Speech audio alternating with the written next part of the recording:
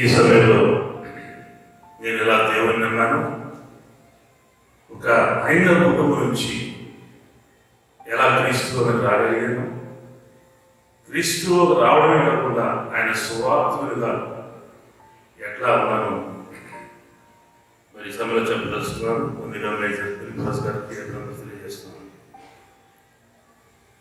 మేము సంక్రాంతి పల్లయ్య సత్యవతి అని దంపతులకు నేను ప్రథమ పుత్రుడు. మాది ఆచండ గ్రామం.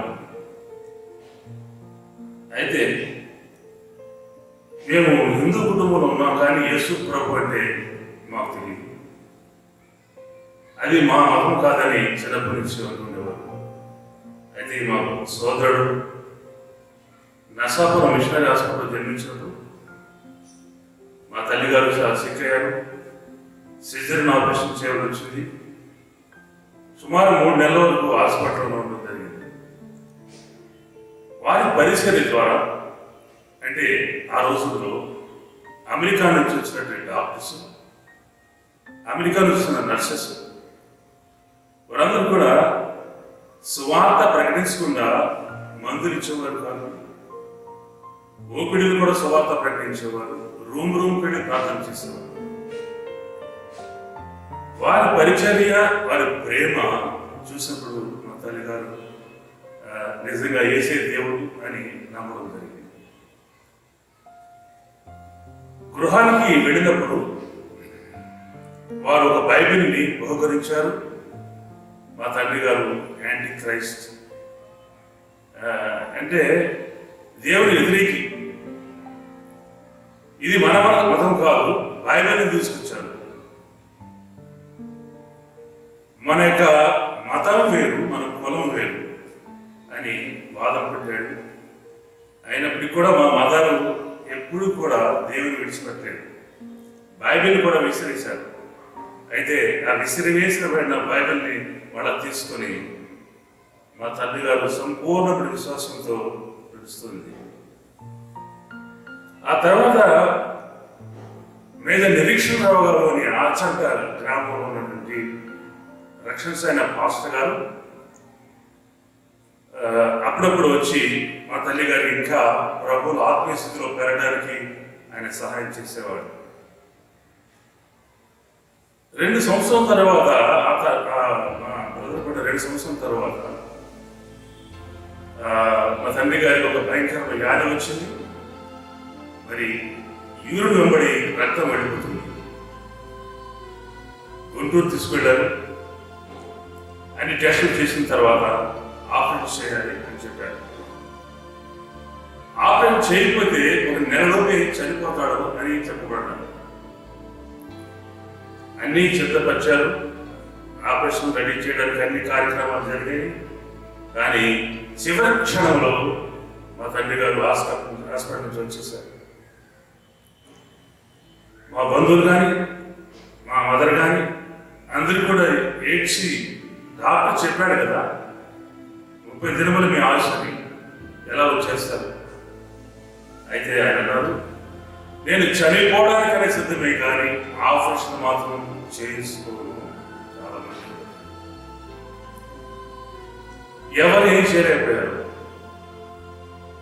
అయితే 1, 2 అలా 30 దినములు 25 దినములు వచ్చేటప్పటికి ఆయన ఎముకలు మాత్రమే ఉన్నాయి. లేదా నిరీక్షణ గారు అన్నారు, ఆయన క్రైస్తవ వ్యతిరేకి, దగ్గరికి వెళ్ళి బాలయ్య గారు మీకోసం ప్రార్థన చేయమంటారు, ప్రార్థన చేయమంటారు. ఆయనకి సరిగ్గా వినపడడం లేదు.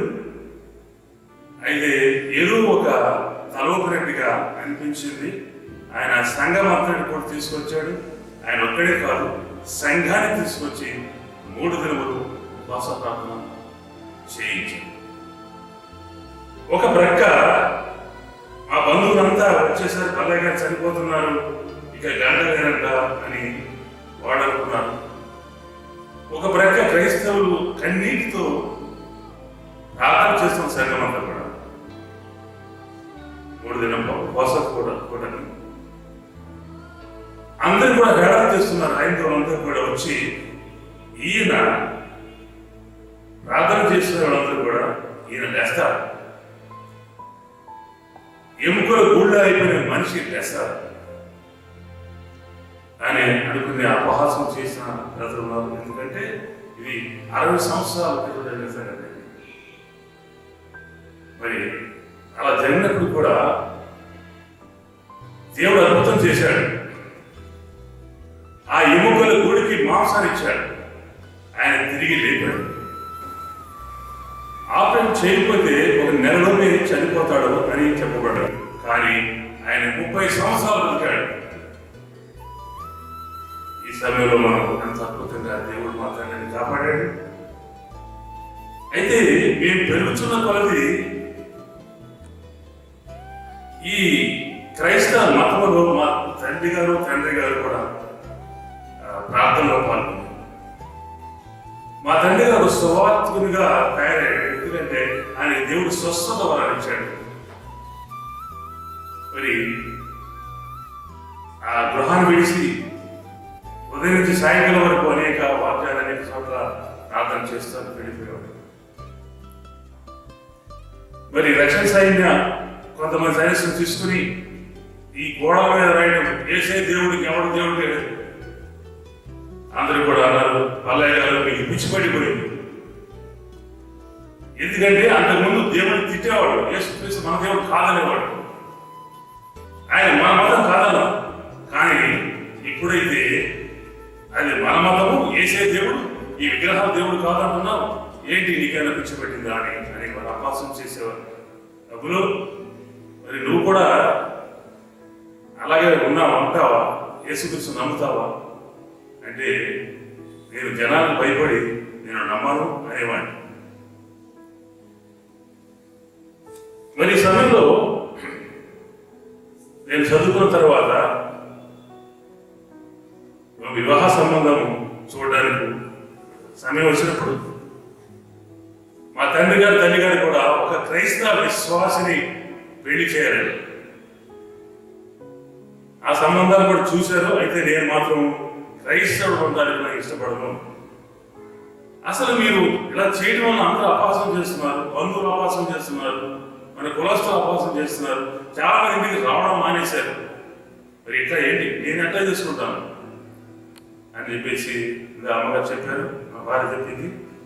మా స్నేహితులు, మా తండ్రి గారికి స్నేహితులుగా ఉండేటువంటి వాళ్ళు, తెలిసిన వాళ్ళని చేసుకోవడం జరిగింది. హైందవ కుటుంబాలు విగ్రహాలకు అలాగే ఉండాలన్న ఉద్దేశం. ఎందుకంటే యేసుక్రీస్తుని మా తమ్ముడు కూడా అట్లా అన్నాడు, అరే మన ఇద్దరు కూడా యేసుని నమ్మొద్దు, ఎందుకంటే ఆ వాసన చేస్తున్నారు అందరూ కూడా. ఈ సంఘానికి భయపడుతున్న అందరూ కూడా ఆ రోజులు చాలా గట్టిగా స్ట్రిక్ట్గా ఉండేవాడు. ఎందుకంటే ఎవరైతే యేసుని నమ్ముతారో వారు వేరే కులానికి చెందినట్టుగా భావించుకునేవాడు. నా జీవితంలో రెండు కోరికలు ఉన్నాయి. ఒకటి సినీ యాక్టర్ కావాలి, రెండోది పోలీస్ డిపార్ట్మెంట్. ఈ రెండింటి కూడా అవకాశం ఇచ్చినా కూడా మా నాన్నగారు ఒప్పుకోలేదు. మరి ఆయన ప్రైవేట్ ట్రైనింగ్కి వెళ్ళమని చెప్పినప్పుడు కూడా అంత తేలిగ్గా ఆయన చెప్పారు, మా నాన్నగారు చెప్పారు అని నేను వెళ్ళలేదు. ఇద్దరు కూడా మరి మీద నిరీక్షణ గారు కొన్ని యూత్ క్యాంప్స్కి నన్ను తీసుకెళ్తుండేవారు. ఆ యూత్ క్యాంపులో ఉన్నటువంటి ఆత్మీయత ఒకసారి నేను దేవునికి నాకు తెలియకుండానే ఆ కృపపేటకు వెళ్ళి సమర్పించుకున్నాను. ఒకసారి అయితే 1975లో క్లారెన్స్ వైజ్మ్యాన్ అనే జనరల్ గా వచ్చినప్పుడు ఆ మేజర్ గారు అన్నారు, నువ్వు యేసుక్రీస్తు వేషం వేయాలి. చాలా సన్నగా ఉండేవాడిని. అయితే సార్ నేను చిన్న చిన్న డ్రామాలు అన్ని వేశాను, హై స్కూల్లో నాటకం వేయడం జరిగింది, అన్ని నాకు ఎక్స్పీరియన్స్ ఉంది. కానీ యేసయ్య గురించి నేను ఆ వేషం వేయాలంటే చాలా కష్టం సార్. నో, నువ్వు చేస్తావు ఖచ్చితంగా. కానీ ఆయన డ్రెస్ అంతా తీసుకొచ్చాడు. వెళ్ళిన తర్వాత మరి ఆ కొండ మీద ప్రసంగాన్ని చేశారు. చాలా ట్రయల్స్ చేశారు. దాని ముందుగా అద్దం ముందు తగ్గిలు చూసుకున్నాను. ఆ ప్రదర్శించినప్పుడు 10,000-15,000 మంది జనాంగం అందరూ కూడా చాలా బాగా చేశారు. నిజంగా యేసుక్రీస్తులా కనిపిస్తున్నావు అని చెప్పినప్పుడు నేను చాలా ఆనందపడ్డాను. ఎన్నో పరిస్థితులు వచ్చినప్పుడు నేను సరే మొత్తం ఇంకా చాలా క్లుప్తంగా చెప్పాల్సింది. ట్రైనింగ్ వెళ్ళడానికి సిద్ధపడ్డాము. కమిషనర్ మనోజ్ స్వామి గారు నెట్వర్క్ కమాండర్ ఉన్నారు. ఆయన డివిజనల్ కమాండర్ కలుసుకొని తడుపులని చెప్పారు. ఆయన కలుసుకున్నప్పుడు ఆయన ఒకటే చెప్పాడు, బాబు మీరిద్దరు కూడా చౌదరీస్ కదా, పొలాలు ఉన్నాయి కదా, మీకు ఈ రక్షణ సేవలో సైన్యంలో సేవ చేసేటువంటి పరిస్థితి చాలా కష్టం, మీరు ఉండలేదు, వెంటనే వచ్చేస్తారు. కానీ మేము పట్టుబడకుండా ప్రిపేర్ అయ్యాము. 76-78 డిసైపుల్స్ ఆఫ్ జీసస్, యేసు శిష్యులు సెషన్లో మరి ఈ సమయంలో మనము సైన్యం నాకు చాలా అధిక తెలిసినవి. శివ గారు 2 సంవత్సరాలు మాత్రమే పురాసగా పనిచేశాను. అక్కడి నుంచి మరి రాష్ట్రగా పనిచేయడం జరిగింది. అయితే ప్రాముఖ్య విషయాలు హాస్పిటల్ అడ్మినిస్ట్రేటర్ కూడా చేశాను నేను.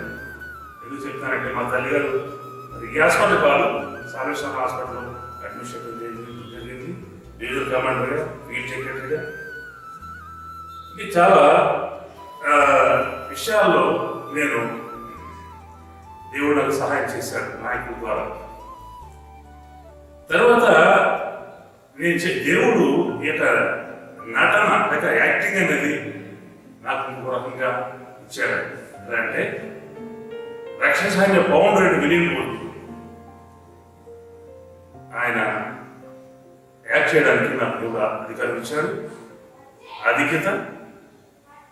ఆ యొక్క షార్ట్ ఫిల్మ్ యూట్యూబ్లో ఉంది.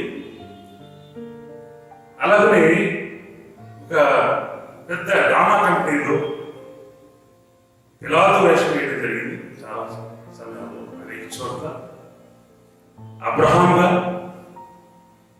మరి ఇలా కొన్ని డ్రామాలో, క్రైస్తవ డ్రామాలో నేను పాల్గొనడం జరిగింది. అలాగనే మా తండ్రి గారికి స్వస్థపరిచేటువంటి ఆధిక్యత చేశాడు, వరం ఇచ్చిన దేవుడు. అనే సమయంలో ఎవరు వచ్చినా కూడా ప్రార్థన చేస్తే వారి ఖచ్చితంగా స్వస్థపడి తిరిగేవారు. ప్రభా నాకేమి అది ఇస్తావు అంటే దేవుడు పాటలు రాయడం, తర్వాత ట్యూన్ చేయడం, పరిశుద్ధాత్మ శక్తి చేత ఆయన పాటలు ఇచ్చాడు. అద్భుతంగా నేను దాని యూట్యూబ్లో కూడా జరిగింది. ఎస్కి అబుల్ క్రిస్టియన్ సాంగ్స్ అంటే మీకు యూట్యూబ్లో అవుతాయి. తర్వాత ప్రతి ప్రాముఖ్యంగా నేను ఏ విషయం చెప్తానంటే నా భార్యకు చాలా వందనం చేస్తున్నాను. రక్షణ సైన్యంలో ఒక్కడిగా రెడ్డి సేవ చేస్తారంటే తీసుకో. ఈ అంతర్జాతీయ సంస్థలో భార్య వాళ్ళు ఇద్దరు కూడా వెళ్ళాలి, ఇద్దరు కూడా సేవ చేయాలి. ఆమె దేవుని నమ్మడం అనేది గొప్ప విషయం అండి. ఎందుకంటే ఐదవ కుటుంబంలో 2 విగ్రహాల నుంచి వచ్చిన ఆమె దేవుడిలో మారుమనసు పొందడం, తర్వాత దేవుని సేవ వెళ్ళాలని నేను ఆలోచన చేసినప్పుడు నేను ఇంకా చాలా ఆలోచన చేస్తాను. ఎందుకంటే నా భార్య రాగలరా, వచ్చి ఉండగలరా, ఎందుకంటే యూనిఫామ్ వేసుకోవాలి, ఈ బొట్టు తీసేయాలి, ఇవన్నీ కూడా అంటారు. అయితే కుమారి భార్య చాలా అద్భుతంగా ఆమె సేవకు వెళ్ళాలి అని ఆమె నోటి నుంచే వచ్చిన తర్వాత మాత్రమే నేను సైన్యానికి వెళ్ళాను.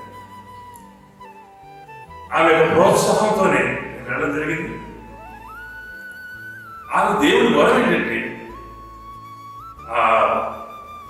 అదే డిగ్రీ చదువుకున్నప్పుడు కూడా మద్రాస్ సెంటర్ ఇంగ్లీష్ మెసేజ్ ఇవ్వడానికి ఎప్పుడు కూడా ఆమె సర్వీస్తుంది.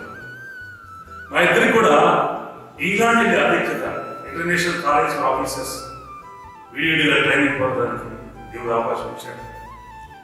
ఏదిగా చెప్పినట్టు మరి ఆఫ్రికా, ఈస్ట్ ఆఫ్రికాలో తంజానియాలో 3 సంవత్సరాలు ఉండే భాగ్యం దేవుడు దయచేశాడు. ఎన్నో దేవుడు ఇచ్చాడు. కానీ టాంజానియాలో ఉన్నప్పుడు మాత్రం ఈ 3 సంవత్సరాల సేవలు మరి మా పెద్ద కుమారు యొక్క భర్త చనిపోవడం అనేది చాలా విశ్వాసంగా జరిగింది. అనేక మంది అభాసం చేశారు, ఏమయ్యారు దేవుడు ఏమయ్యాడు. అయితే మరి అందరూ హిందువు కూడా చనిపోవడం యాత్ర టూర్ మీద చనిపోవడం లేదు. వాళ్ళు ఏమంటున్నారు? కానీ మమ్మల్ని అలా చాలా మంది ఇప్పటికైనా దేవుడి సేవ మానేయండి కొంతమంది అన్నారు. కానీ దేవుడు నా కుమార్తె కూడా చెప్పింది, మీరు వెళ్ళండి. ఆమె ధైర్యంగా చెప్పింది. దేవుని సేవ పెట్టి టాంజానియాలో మళ్ళా 3 సంవత్సరాలు పూర్తి చేసి తిరిగి చెన్నై వచ్చారు. మళ్ళా బిజినెస్ అడ్మినిస్ట్రేషన్గా దేవుడు మమ్మల్ని ఏర్పాటు చేశారు. ఈ సమయంలో మా సాక్ష్యం చెప్పాలంటే ఎంతో ఉంది. కానీ ఒక విషయం ఏంటంటే పరిశుద్ధాత్మ నడిపింపుతో మేము జీవించున్నాం. పరిశుద్ధాత్మ నడిపింపుతో పాటలు రాశాం, ఇద్దరు కూడా అర్చన చేశాం, మరి దాన్ని రికార్డ్ చేశాం, యూట్యూబ్ పెట్టారు. ఇంత ఆధిక్యత దేవుడు దయచేశాడు. ఈరోజు మీకు సాక్ష్యం చెప్పడానికి, ఈ సాక్ష్యం ద్వారా అనేక మంది దేవుని పొందుతారని చెప్పి నమ్ముతున్నాను. దేవుడు నా సాక్ష్యం దీవించుకుంటారు.